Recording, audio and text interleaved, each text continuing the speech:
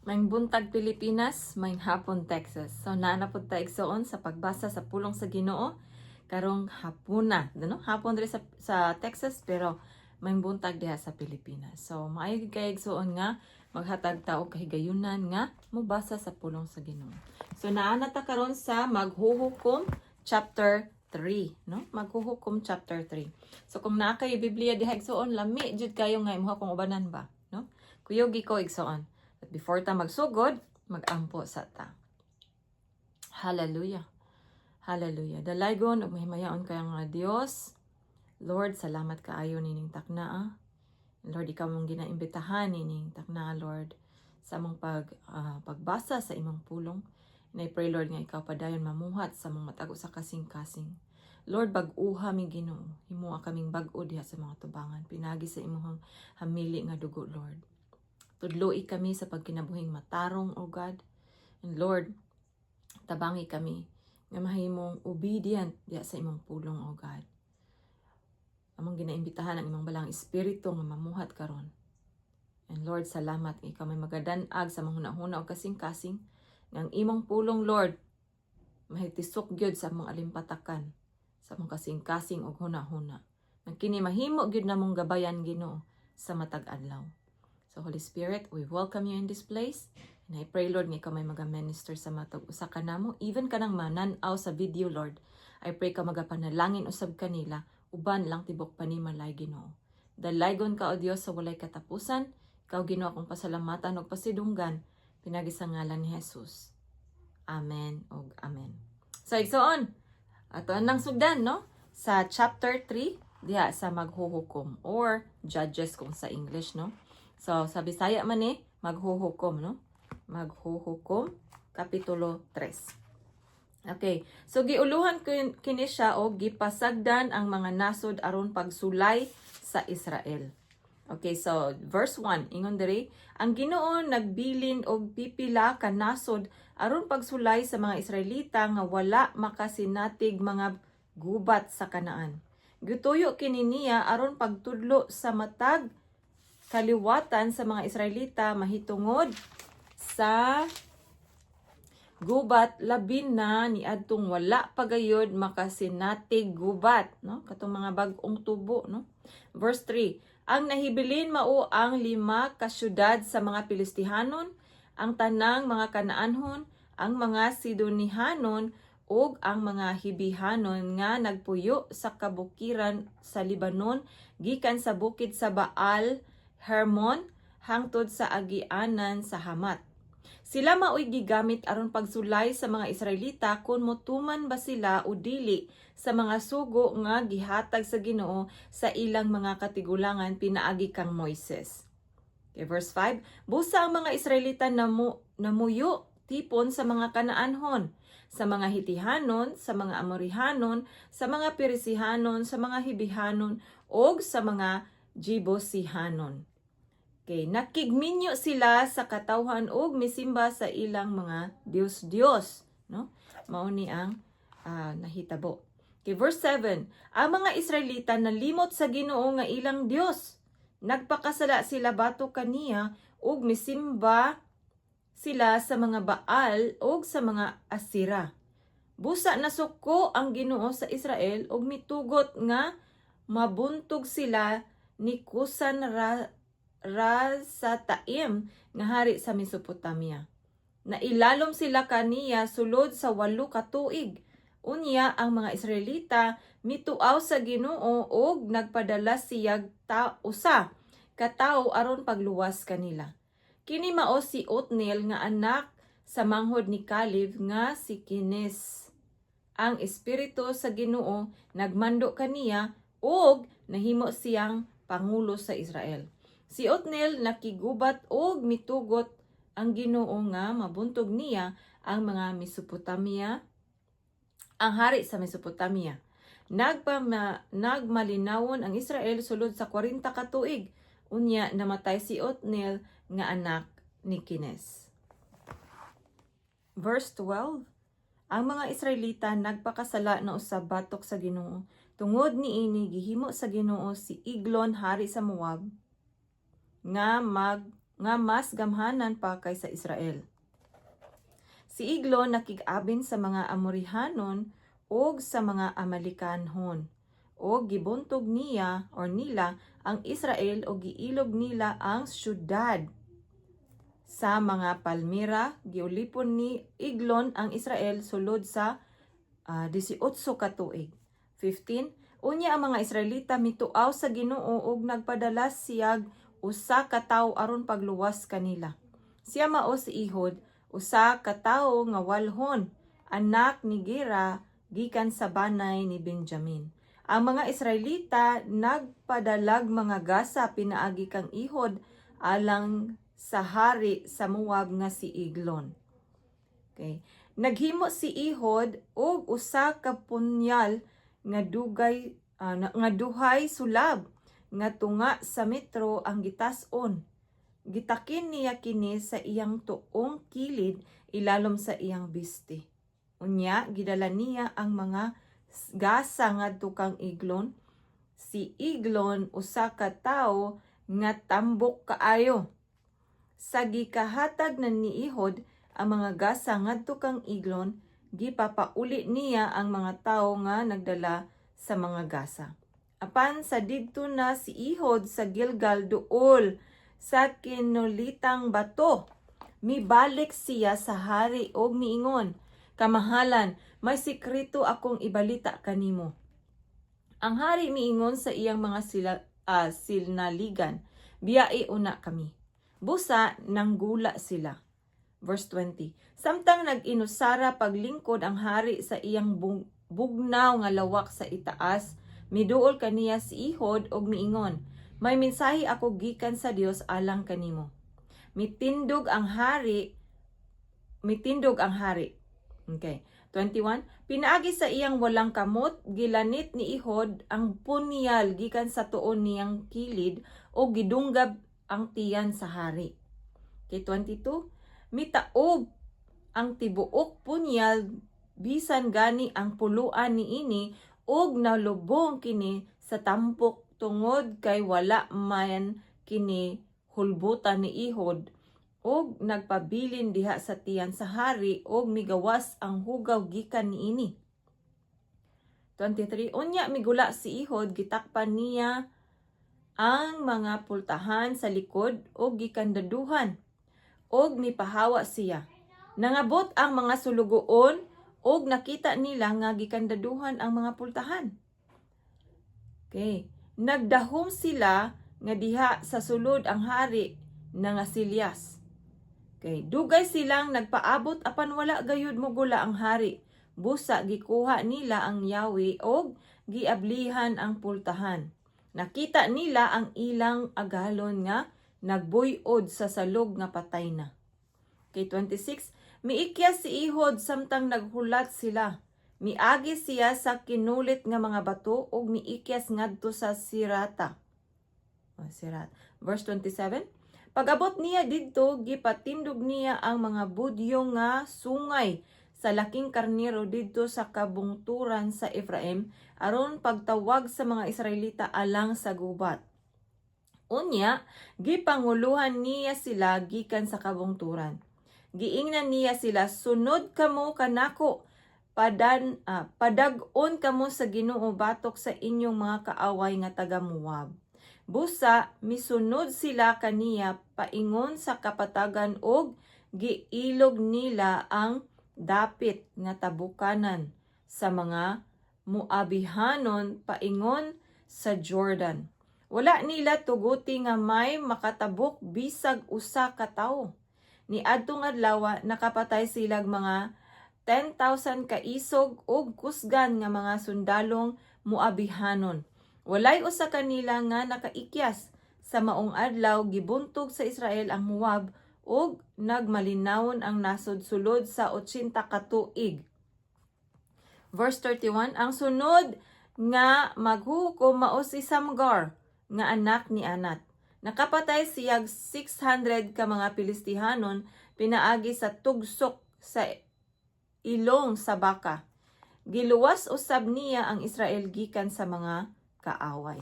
So mao kadto igsoon ang chapter 3 ug atong padayonon ang chapter 4. no? Giuluhan kanig si Deborah og si Barak. No, siguro familiar mo sa story ani, no? Pero ato ang basahon og usab para ma-refresh ang ato ang mga nahibaluan na, no? Lahi man po nang ma-refresh ta ba, no? Okay. So verse 1, no? Chapter 4. Human namatay si Ihod, ang mga Israelita nagpakasala na usab sa Ginoo. Busa gitugyan sila sa Ginoo ngadto kang Jabin or Habin. Usa ka haring Kanaanhon nga nagmando sa syudad sa Hasor. Ang pangulo sa iyang kasundaluhan mao si Sisera nga nagpuyo sa Haroset sa Kanasuran. Si Habin maoy may 900 ka karwaheng puthaw. Gidaog-daog og gidagmalan niya ang mga Israelita sulod sa 20 ka tuig. Busa ang mga Israelita nagpakitabang sa Ginoo, no? Nangayo na sila tabang pod sa Ginoo. Okay, verse 4. Niadtong panahona, ang maghuhukom sa Israel mao si Deborah. Si Deborah babae na, di ba? Kay si Deborah nga usa ka propeta og asawa ni Lapidot. Okay, verse 5. Nabatasan niya ang paglingkod ilalom sa usa ka punuan sa palmira didto sa tunga-tunga sa Rama o sa Betel sa kabungturan sa Ephraim. Ang mga Israelita moadto kang Deborah aron mangayo sa iyang hukom. Unya, gipakuha ni Deborah si Barak nga anak ni Abinaum, nga taga siyudad sa Kades, sa Neftali ug giingnan, ang Ginoo nga Dios sa Israel nagsugo kanimo sa pag-adto sa bukid sa Tabor ug sa pagdalag 10,000 ka tawo nga sakop sa mga banay ni Neftali ug Zabulon. Dadon sa Ginoo si Sisera ang pangulo sa kasundaluhan ni Jabin aron makigubat kaninyo sa suba sa Kison. Aduna siya mga karwahi og mga sundalo apan itugyan siya sa Ginoo nganha kanimo. Okay, verse 8. Si Barak mingon kang Deborah, muadto lamang ako kon mukuyog ka. Si Deborah mitubag, hala, mukuyog ako, apan dili maimo ang dungog kay si Sisera itugyan ngadto sa usa ka babayi. Busa mikuyog si Deborah kang Barak ngadto sa Kadesh. Gitigom ni Barak ang mga banay ni Zabulon og Neftali ngadto sa Kadesh og 10,000 ka tawo ang miuban kaniya. Mikuyog usab kaniya si Deborah. Ni adtong higayuna si Heber nga kinihanon nagtulda duol sa Kadesh duol sa kahoyng tugas sa Ananim. Nagpalayo siya sa ubang kinihanon nga mga kaliwat ni Hubab nga bayaw ni Moises. Verse 12. Nabalitaan ni Sisera nga si Barak nga anak ni Abinoam mitunga sa bukid sa Tabor. Busa gitigom dayon niya ang iyang 900 ka karwahi og ang tanan niyang mga tawo og mibiya gikan sa Haroset sa Kanasuran paingon sa suba sa Kison. Og miingon si Deborah kang Barak, dasdas, mao kini ang adlong pagpadag-on ka sa Ginoo batok kang Sisera. Ang Ginoo nag-una kanimo. Wow, kalami no?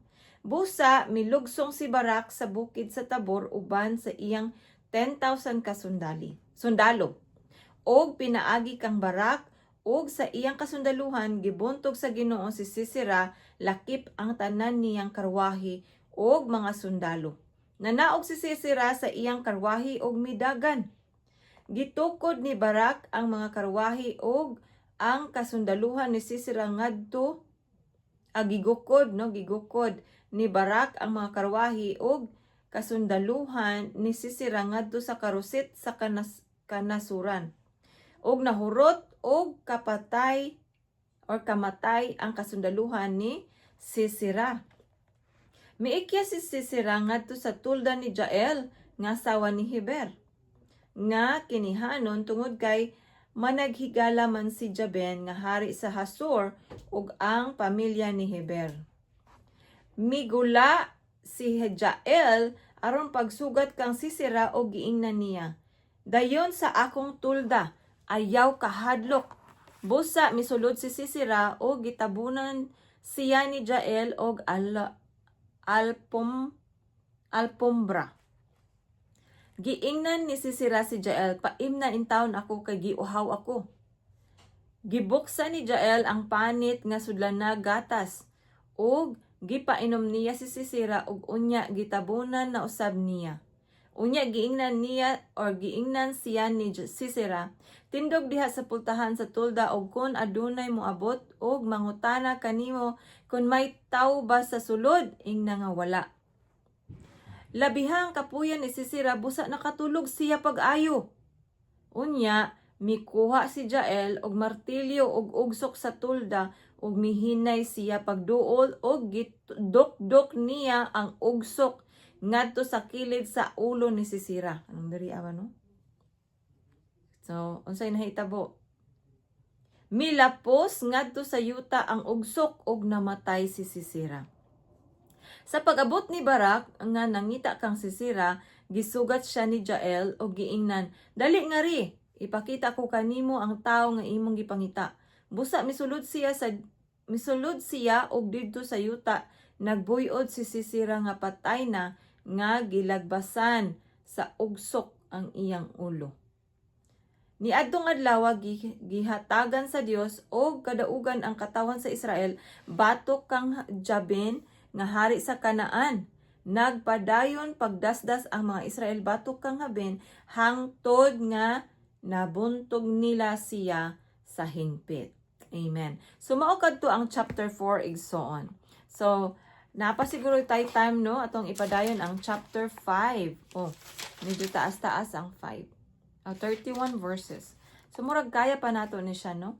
Okay, so tungod kay nadaog man sila no. So atong basahon ang chapter 5. Mao kini ang awit ni Deborah og ni Barak no. Nag-celebrate dayon sila kay nadaog man sila gikan sa ilang mga kalaban no. So nakadaog sila batok sa ilang kalaban tungod sa tabang og dihog sa Dios ngadto kanila. Okay, so chapter 5. Verse 1. Niadtong adlaw giawit ni Deborah og ni Barak nga anak ni Abinoam kining mosunod. Daygan ninyo ang Ginoo. Okay, syempre dili na ako siya makanta no kay wa ko kabalo say tono. Pero ako lang siya basahon ang mga lyrics nga ilang gikanta, okay? So ingon diri, daygan ninyo ang Ginoo. Ang mga pangulo sa mga Israelita naguna sa pagpakigubat ug ang katawhan madasigong mitabang. Pamati kamong mga hari ug kamong mga pangulo. Mag-awit ako ug magtugtog og huni ngadto sa Ginoo, ang Dios sa Israel. Amen. O Ginoo, sa imong pagbiya sa kabukiran sa Seir ug sa Edomia, milinog og miulan. Oo, mibuhagay ang tubig gikan sa kapanganuran. Natayog ang kabukiran sa Sinai at tubangan sa Ginoo ang Dios sa Israel. Sa mga adlaw ni Samgar nga anak ni Anat, sa panahon ni Jael, ang dagkong kadalanan wala na agii. Sa mga magpapatigayon ug ang mga magpapanaw didto na agi sa gagmayng dalan. Ang mga lungsod sa Israel gipasagdan ug gitalikdan. Hangtod nga miabot ka o Deborah nga ingon nga inahan sa Israel. So si Deborah na mo siyang inahan sa Israel, no? Kaya siya ay mo siyang maghuhukom dito. Kumbaga leader sa ilahang nasod that time. Nga siya ang propeta, no? Okay, verse 8. Dili ba may gubat man sa Israel sa panahon nga ang mga Israelita nagpilig bag-ong mga Dios? Sa 40,000 ka Israelita may nagdalabag bangkaw og taming.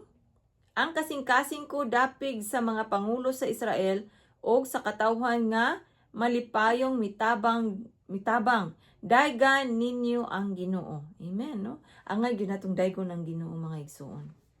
Okay, even sa kaniadto, permiti ginatabangan sa Ginoo ilang mga katawhan. Kita pod no, ginatabangan pud ta sa Ginoo. Pero sa di man gyud nato makuan ba, di nato ma-appreciate kay mura pag dili nato makita ano nga kato pinaagi sa Ginoo. Pero ang Ginoo gyud ang naghatag natog kadaugan sa matag adlaw igsoon. Okay, verse 10. Isugilon ninyo kini kamong nagkabayo sa puting asno ug naglingkod sa montara ug naglakaw sa kadalanan. Pamatian ninyo ang saba nga katawhan. nag-alirong sa atabay ug naghisgot sa kadaugan sa Ginoo ug sa mga Israelita. Unya ang katawhan sa Ginoo nang gula sa ilang mga syudad. Pag-una, Debora, pag-una og pag-awit. Una, Barak, anak ni Abinoam. Dad-a ang imong mga binihag. Unya ang mga matinud-anong nahibilin, nangadto sa ilang mga pangulo. Ang katawhan sa Ginoo nanuol kaniya, andam sa pagpakigubat. Gikan sa Ephraim, nangadto sila sa kapatagan. Nagsunod sa banay ni Benjamin, gikan sa Maker og sa Zabulon. Nangadto ang mga pangulo ug ang mga opisyal. Nangabot uban kang Debora ang mga pangulo sa Isakar. Oo, si Isakar o si Barak miabot. Apan ang banay ni Ruben nagkabahin-bahin ug wala moadto. Nganong nagpabilin man sila uban sa mga karniro? Aron ba sa pagpamati sa mga magbalantay nga nagtawag sa mga karniro? Oo, ang banay ni Ruben wala magkauyon ug wala moadto. Sa silangan sa Jordan didto magpuyo ang banay ni Gad ug ang banay ni Dan didto magpabilin sa mga barko. Ang banay usab ni Aser didto magpuyo sa mga kabaybayunan. Apan gitahan sa katawhan sa Neftali ug sa Zebulon ang ilang kinabuhi didto sa panggubatan. Didto sa Tanak daplin sa sapa sa Maggedo, nangadto ang mga hari sa Kanaan ug nakigubat apan wala silay nakuhang salapi. Gikan sa kalangitan ang mga bituo nakig-away, gitadlas nila ang langit o gigubat nila si Sisera. Ang suba sa Quezon may baha o mibanlas kanila. Mudasdas ako uban sa kagahom.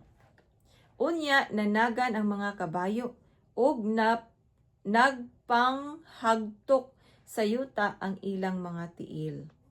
Tungluha ang miros matod sa anghel sa Ginoo. Tungluha ang nagpuyo dito kay wala man sila muadto aron pagtabang sa Ginoo ug sa pagpakigubat alang kaniya.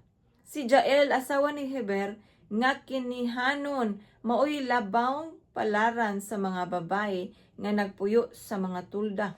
Nangayog tubig si Sisera apan gatas ang iyang gihatag diha sa nindot nga panaksan.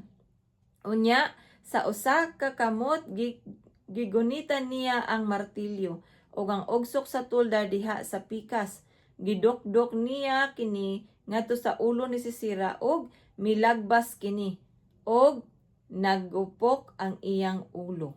Natumba si Sisera ug nalupog siya sa tiilan ni Jael. Nagboyod siya nga wala nay gininhawa. Sa bintana nga may rihas ang inahan ni Sisera, milili og milantaw. Nganong wala pa man moabot ang karwahe niya? Nganong dugay mang nahibalik ang iyang mga kabayo?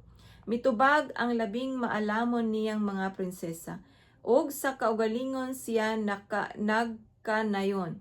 Nangita lang silag mga butang nga buot nilang ilugon og bahinon, usa o duha ka babay alang sa matag sundalo. Mahal nga bisti alang kang Sisera og binordahang panapton alang sa liog sa reyna. Busa laglaga o Ginoo ang tanan mong kaaway ug mudan-ag unya or unta ang mga higala mo sama sa adlaw nga nagsubang. Unya nagmalinawon ang nasod sulod sa 40 ka tuig. Amen. So mao kadto ang taas kay nga kanta ni Debora og ni Barak no sa chapter 5. Halos-halos ang mga verses diri agikan sa verse 2 hangtod sa 31 kato nga mga gibasa nato kanta to ni Barak og ni Debora diha sa Ginoo. Ilang gisaysay unsang gihimo sa Ginoo pinagi silang pagkanta. Pero kay di man ako mabaluan ng unsang tunoha ilang gigamit no ison. akong gibasa pero katong tanan ka mao toy kanta ni Deborah og ni Barak nga ilabang gibalikan kung unsan gihimo sa Ginoo sa ilang kinabuhi ato nga mga adlaw sa chapter 4, no? So igsoon, higala salamat kaayo nga hangtod karon na apakadiha na minaw og nagtuon sa pulong sa Dios uban kanako. So I hope nga natay na learn karong adlaw no nga ang Ginoo perminti jud siya mag-uban nato. Kung gigamit sa Ginoo kaniadto si Deborah nga naitabang kang Barak o si Jael para mapildi ilang kalaban. Igsuon pwede kaayo ikaw o ako nga gamiton sa Ginoo para mahitabo or para matuman ang iyang plano diri sa kalibutan, no? So igsuon ang gikinahanglan sa Ginoo nga atong kasing-kasing willing og available, no? Nga mo ingon, Lord, I surrender and gamita ko Lord para sa imong kahimayaan. So I hope igsuon nga naatay desire no nga magpagamit diha sa tong buhi nga Dios kay ikaw ug ako naagid akong plano ang Ginoo, no? The fact nga buhi ta kani nagpamatuod nga ang Ginoo nabi maayong plano sa atong kinabuhi. So, dalagon ng Dios sa walay katapusan igsuon, magkita na usab kita sa sunod higayon. God bless you.